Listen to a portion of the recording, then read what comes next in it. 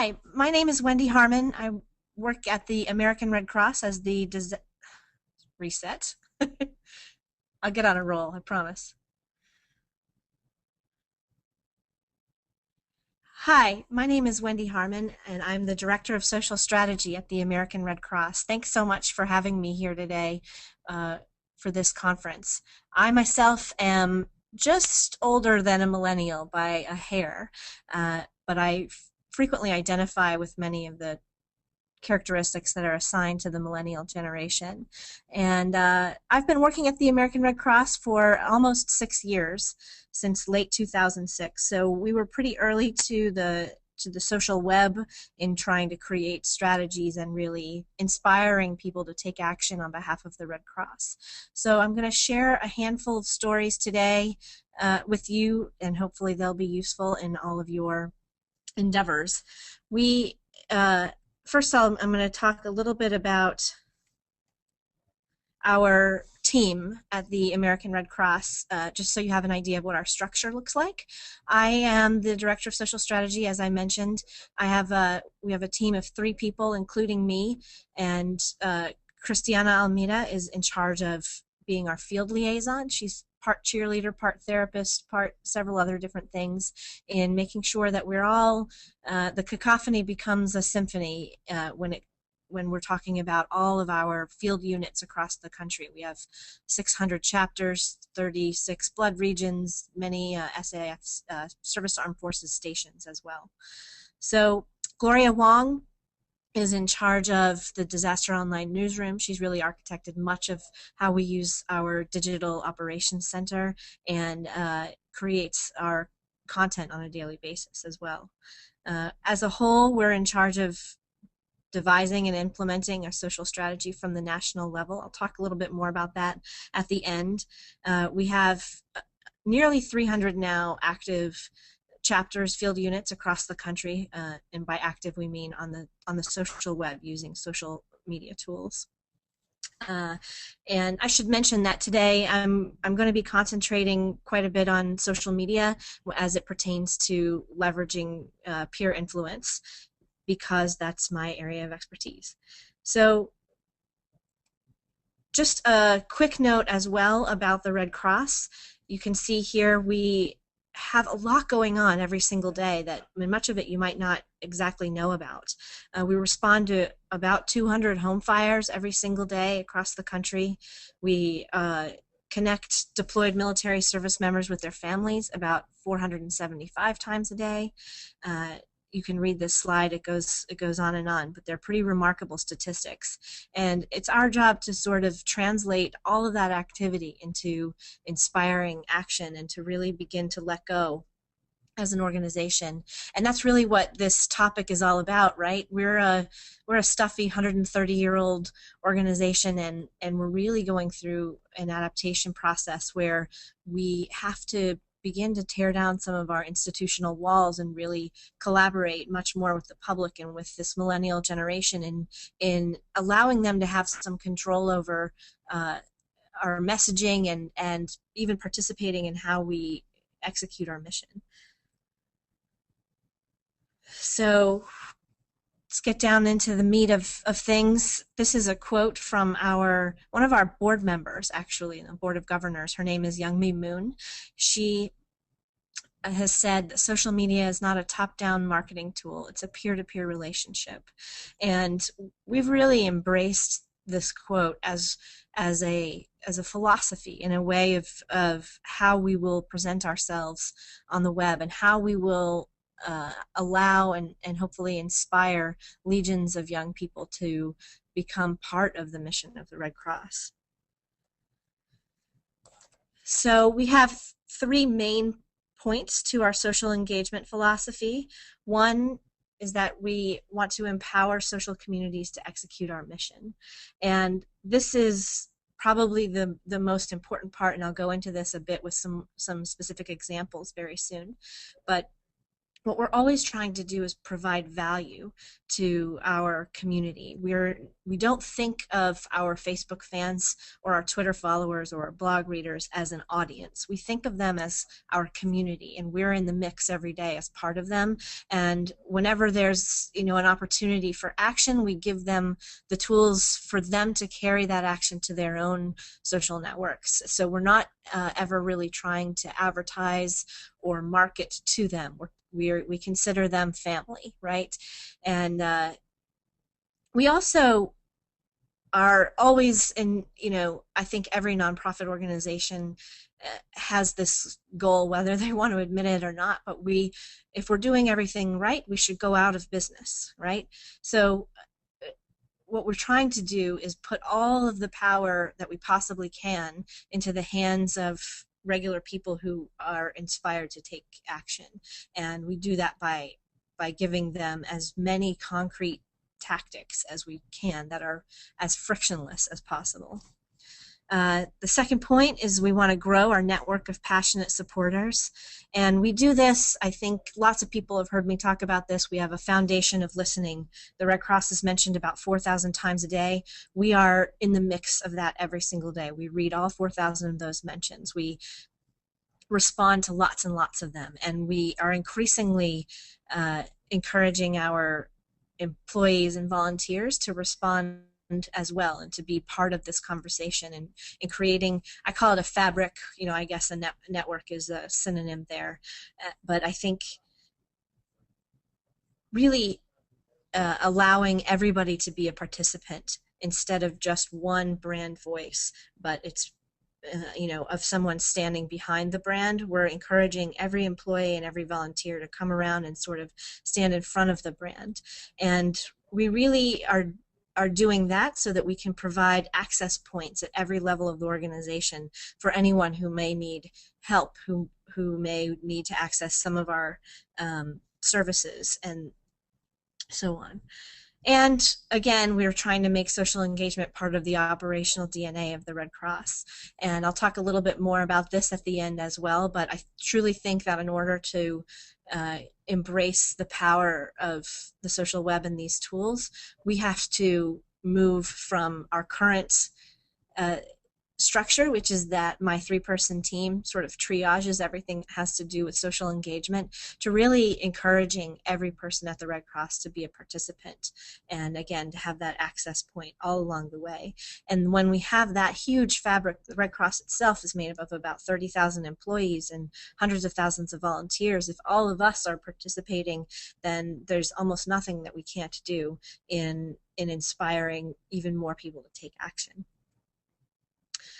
So let's head down this path of social fundraising. It's a hot topic, right?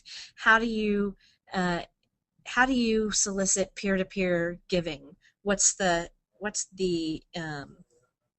makes people inspired to act? So I'm going to tell you a tale of 3 different disasters. And I know many of you are advocacy organizations and you may have advocacy campaigns, and that's not really the way that the Red Cross works, but many times a major disaster is sort of similar for us to something that your advocacy campaign might be. So let's talk about the day that the Haiti earthquake hit. It happened at 4:53 p.m. and by 8 p.m. that day, we had worked with the State Department and MGIV to set up the Text Haiti to 90999 short code to raise $10.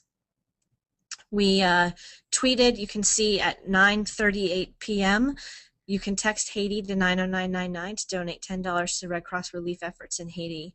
And that was all we really had to do. We put a very similar message on our Facebook page, and because that was a mix of a very shareable action item, and there was a moment when people, the American public, really wanted to do something because their hearts were breaking at the news coverage. By that point, it had been about 3 hours, and we were astonished at the amount that this one tweet spread. So that one action item on Twitter and on Facebook allowed so many people to be inspired to share it amongst their friends, and it gave all of the American public this feeling that they could make a difference with a small action and include all of their friends in doing that as well, in Haiti. So I'll juxtapose that story with two surrounding stories, and I'll start with one that happened before. And so, about 6 months, I believe, before the Haiti earthquake, there was a typhoon called Ondoy that hit the Philippines. And we didn't do this, but the someone put on Twitter the American Red Cross's 1-800 number and said you should call this 1-800 number to donate to Typhoon Ondoy. And that message was inspiring enough, and enough people retweeted it that it was trending for many hours. And it happened in the night, and so when I got to work, I immediately called our call center and I said, are you all okay? Because it takes a lot to trend on Twitter, right? That's thousands and thousands and thousands of retweets and people talking about this. And so I figured that lots and lots of calls had come through, and I thought maybe the call center had been stretched. And I called our development office and said, can you run the numbers? Are we seeing a huge increase in donations for international services or international relief? And it turned out that we didn't receive a single phone call or a single donation. So a lot of people had spread that message, but there was something about it that didn't inspire them to actually pick up the phone and call. And that could be because it was a telephone call, and who nobody wants to use the phone for talking anymore. Maybe text was a better action item. I don't have all the answers. I'm just presenting you with this story. But I thought that it was really inspiring when the Haiti earthquake happened, that not only had we found something that people would share abundantly through their peer networks, but would also all be taking the action by texting. And then we have one other story. When the Japan earthquake happened, I believe it was on March 11th of 2011, so about a year and 2 months after the Haiti earthquake. It happened at just after midnight Eastern Standard Time in the United States. And by 8 a.m. the next morning, there was so much muscle memory from the Haiti earthquake that we were trending once again to text Red Cross to 90999. That's a good, 10 or 12 hours before anyone at the Red Cross had a meeting about whether we would raise money or not. So that muscle memory and that action, that people were sort of aching to come together to do something, to solve a discrete problem, was really quite inspiring and surprising to us. And I have this slide here that shows all of the support immediately. We didn't have to do any or much outreach at all around asking people to text Red Cross to 90999 or to donate. Celebrities, regular people, and everybody in between, companies, all grabbed onto this action item immediately without us ever having to do a thing. And so I think that's one of those lessons, that when you find that good mix between the action item and shareability, that nothing is impossible.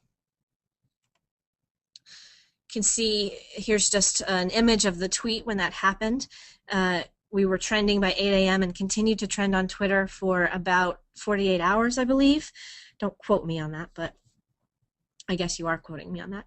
And we raised about $4 million over several weeks. So, and that's continued. We've continued to see that as disasters happen, that people now know that that's the action that they can take to make a very quick difference. So, social fundraising is one thing, and it's really awesome that we've been able to see so many examples, and the Red Cross is not one. I'm sure other people will share lots of these examples over the course of the day today. But one of the things we're really concentrating on, rather than fundraising or straight marketing and leveraging our peer networks, is, as I mentioned before, we want to go out of business, right?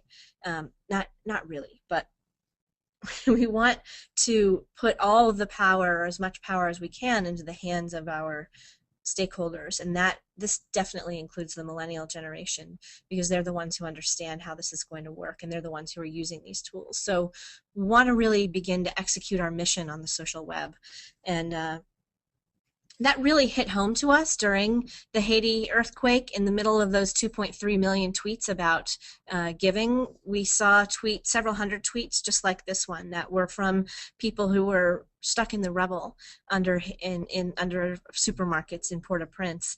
And we began to really understand the power of how social tools like Twitter, Facebook, and there's lots of others could be in the moment of a crisis, and how we also saw, with that outpouring of support, how much we could connect those two groups of people together and become a liaison to both people who need to get help and people who need to give it.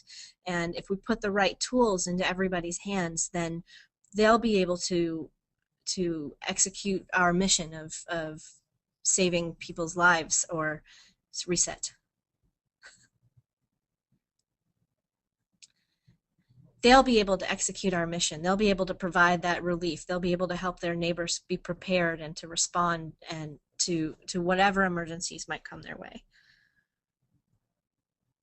So, and again, I touched on this in the very beginning, but we live in this world now, and these tools actually allow people to gather and to solve discrete problems without the benefit of big infrastructures and institutions.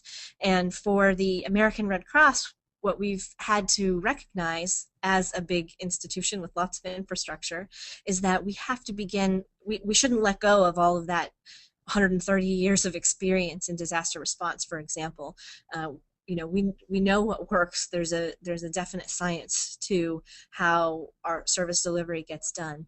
But imagine if we can supplement that with situational awareness, and with giving really the public a seat at the table of our disaster operations and allowing them to become part of the solutions. Craig Fugate, who's the head of FEMA, has often said we have to stop looking at the public as a liability and start looking at them as a resource. And we at the American Red Cross have really taken that quote on as well, and said, you know what, you're right, they're not the regular people, and especially young people who are so enthusiastic about serving, are not in our way. If we can focus them the correct way and be a great leader and a great liaison, they can get anything in the world done. So we began to start to try to walk the walk with this idea of delivering services via the social web, and we've piloted a digital volunteer role, which now allows more people than just those of us who work here, who haven't had exposure to the Red Cross before, or been touched by it, or been a volunteer, can now start to participate using some of the tools and the expertise that they're really familiar with, which is social networking. So we've piloted this role to activate people from all around the country, and really all around the world, to take shifts in helping during disasters. We know there's lots of people who talk about the affected people who talk about their situations, their emotions, their needs, their wants during a disaster on the social web. And so actually I mentioned earlier in the talk that we experience about 4,000 social mentions about the Red Cross every day. That number skyrockets to hundreds of thousands during a disaster. And so we need help. We need people to help us participate in responding and connecting all of those people to the resources that they need. And we've begun training these people to take shifts. And if any of you are interested in participating in this program, it's just email socialmedia@redcross.org, and we'll begin the process of getting you trained.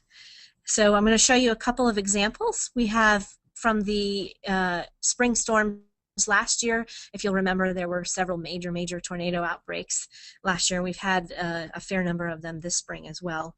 But we started to notice lots of people using the hashtag tornado and bathtub, and and really began to activate our digital volunteer network to start to respond to these people, but not just to respond to them, but to connect them with each other. If you've got 100 people who are all tweeting about being in a bathtub in a similar city, they probably don't know about each other. And so we spent a lot of time connecting with them with one another and saying, you know, you're not alone, and here are some tips for getting through this tornado in the safest possible way.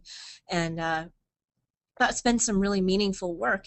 And so not everybody can be deployed to a disaster location and to serve as a Red Cross volunteer, although that door is open to everyone to sign up and to train to do that. But on any given disaster, there's lots more you can do than actually being there physically.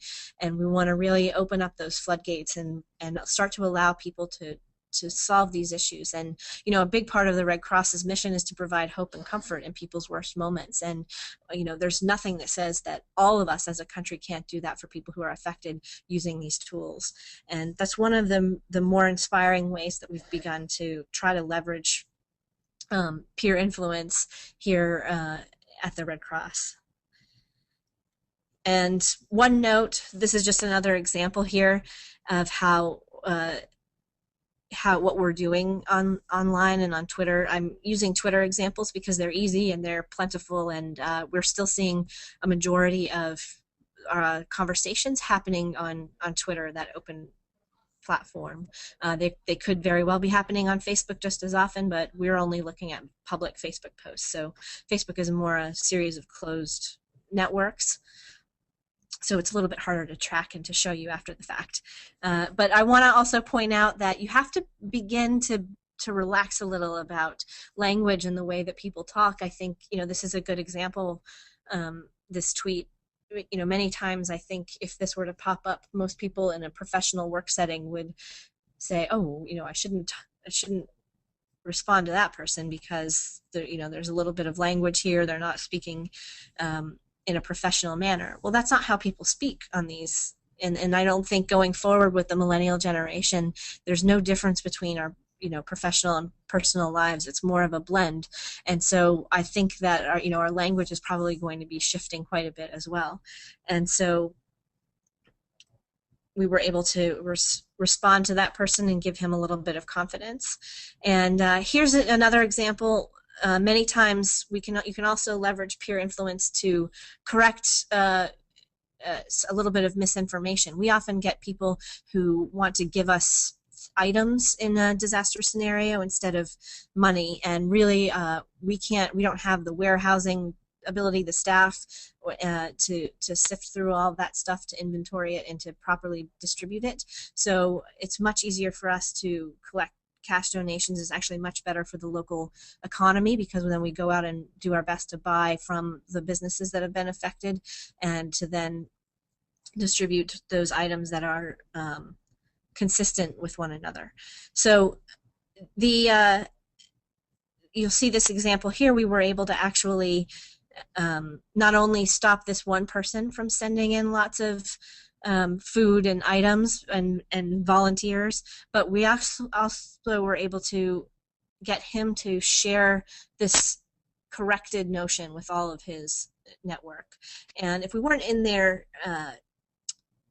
listening and responding every single day, we wouldn't be so nimble to be able to hop in to a conversation at any given moment. And so it takes that everyday practice, so that when, you know, the spotlight is on you and it's on all of us at one point or another, then you're able to be nimble and responsive and proactive and really use that network that you've built over time during your steady state to activate and to really make sure that we go forward with this notion that we're all in this issue together, right? So I'm going to call this accidental peer leveraging, and I have a couple of examples. One is a Red Cross example, one isn't, of how this idea of being nimble is also really important.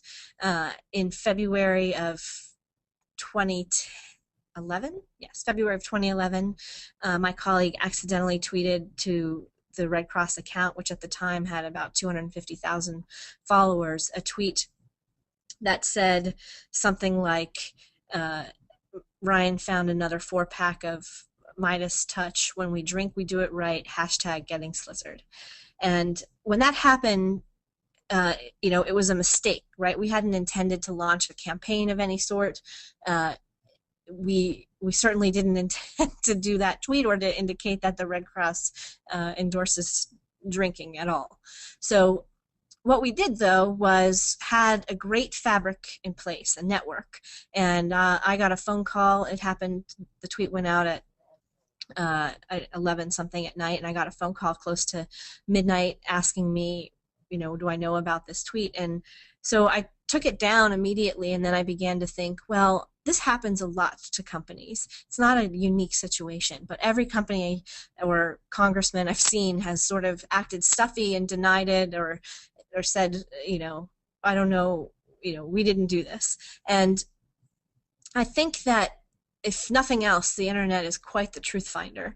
And so I figured also that it gives you a window into the soul of how a company actually operates. Are they really a social organization and open and transparent, or are they just sort of trying to portray that image instead of actually being that image? And so what we did was leaned into it. I thought, wonder if we just completely admitted this, made a little joke, because it really has nothing to do with our service delivery or any other mission area, and we'll see what happens. So we published the tweet there at the top that says we've deleted the rogue tweet, but rest assured the Red Cross is sober and we've confiscated the keys. And within moments, there were already several thousand tweets out there in the meantime where people were like, yeah, the Red Cross is drunk, and things were looking kind of bad, right? And we did that, and they began to turn around immediately and truly embraced us as an organization who wasn't afraid to laugh, to be a part of them as a community. Again, we're not thinking of them as this audience that we're speaking to in talking points all the time, but that we're a living, breathing organization, and they are part of that community as well. And so what happened the next day was that craft beer lovers began to donate, because they loved how we responded to it. They loved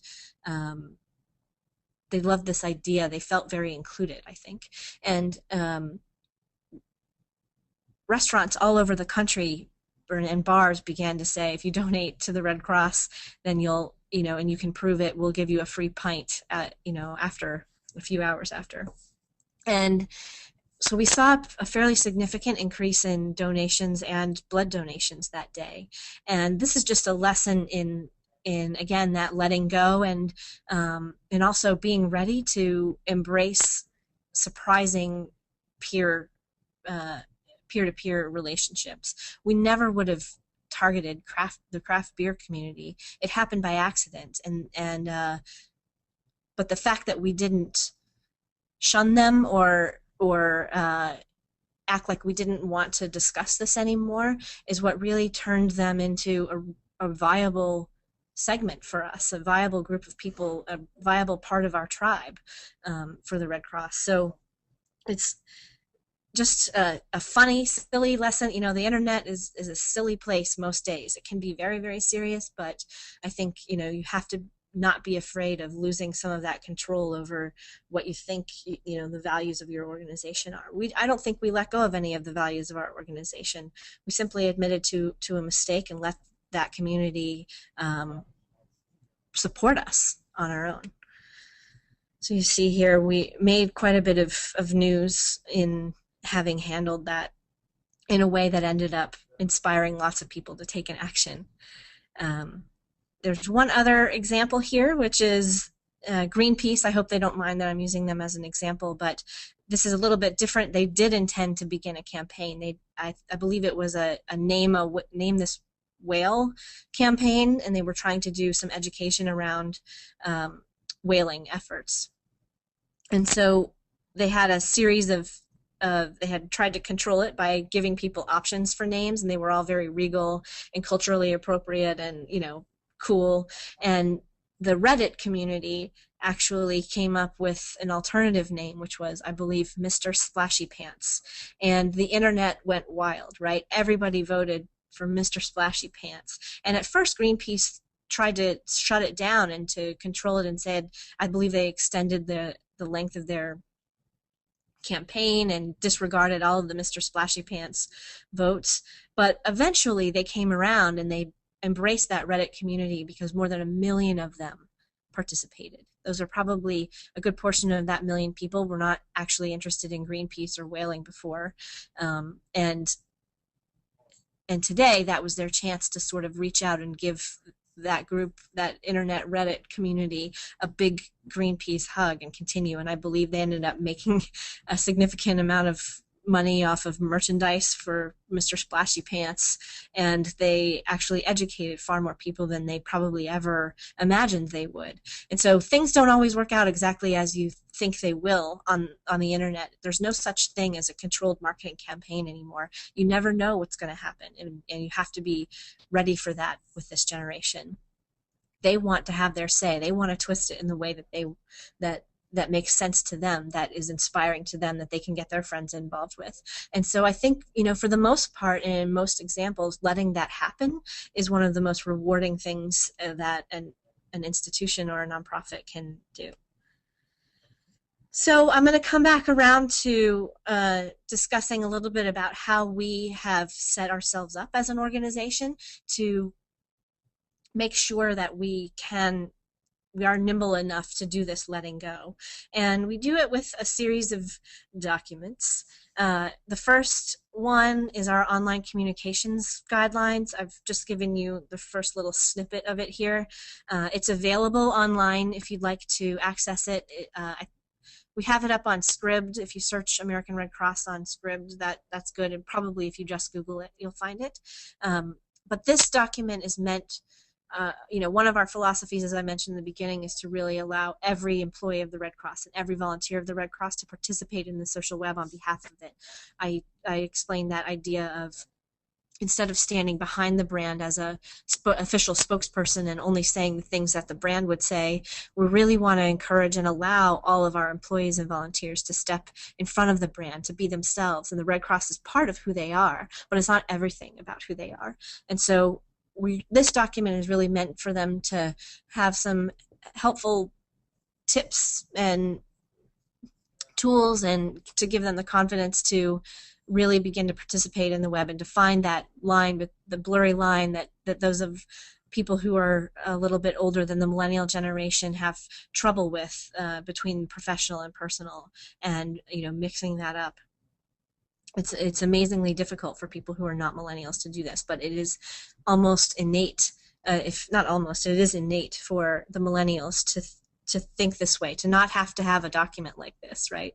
But in order for us to engage with this generation of activists, we have to be and learn to think like them, and this document is one example of how we're doing that. Here's just an example of one of our Red Crosser who has a personal blog.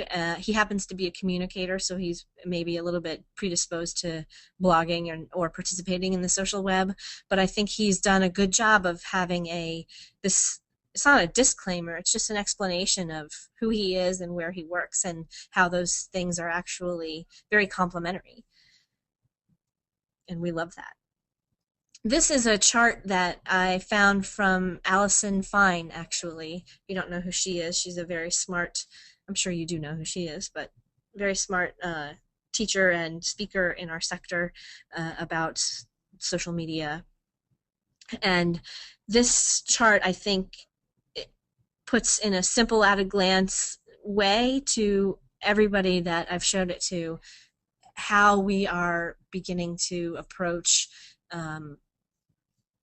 mission delivery, communications, marketing in a whole new way. And it has to happen from every part of the organization, whether it's a phlebotomist at a blood drive, or a secretary at a chapter, or a subject matter expert scientist within our CPR area. So one of the other documents we have is handbook, we call it, and we've just released the second version of this handbook. And what we're trying to do is give our field units, like I mentioned, we have 600 chapters, 36 blood regions, lots of offices around the country, the tips and tools, and really this is a checklist, and you're only seeing a little part of it here. I just wanted to give you an idea of what it looks like. A checklist of what we think a socially savvy field unit looks like, and tips and steps for getting there. And we're doing this, and we're all in on becoming a social organization because we think that we probably won't exist through the millennial generation if we don't start to tear down some of these walls and begin to collaborate with stakeholders from every area, whether they're donors, clients, volunteers, employees, or have never been a part of the organization at all. So this also we share publicly. If you search Red Cross social media handbook or social engagement handbook, you'll probably find it. You can always contact me if you'd like for me to send it to you directly. And here's an example of someone who's within our Service to Armed Forces program area is beginning to take on this role and really starting to blur that professional personal line, and she's spending lots of her actual work time responding to people and taking in their input about her program. So pretty cool to see. We've talked a lot about this digital volunteer role and mission delivery, and truthfully, some of that takes a bit of training. We still haven't reached the point where we were letting go of all control. You know, we don't have to train people in how to speak to clients in a crisis situation, and mental health tips and all this sort of thing. And so there's a little bit of a hurdle to becoming a digital volunteer. And I think what we're really looking forward to now is creating a more frictionless way of participation in the mission of the Red Cross. And one of those steps is definitely the Text Red Cross to 90999 campaign, because anyone can participate in that.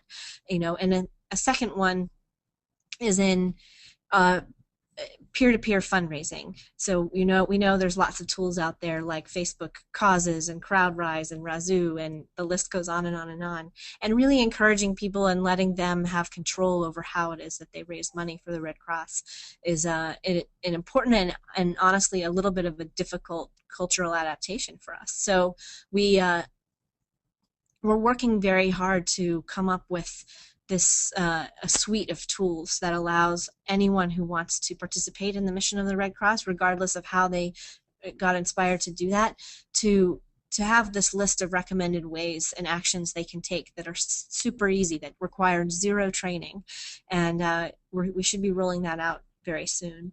And here is just an example of one of those, which is that we just developed badges. This is very simple, and allow people, instead of trying to market to them, allow them to market themselves, to label themselves, to be proud of being a part of the Red Cross.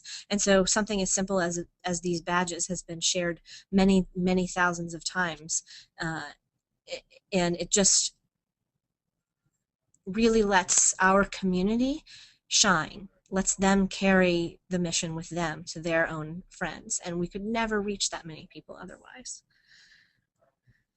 So that's about all I have, and thank you so much. I look forward to speaking with you in person at some point one day soon if I haven't already. Thank you so much.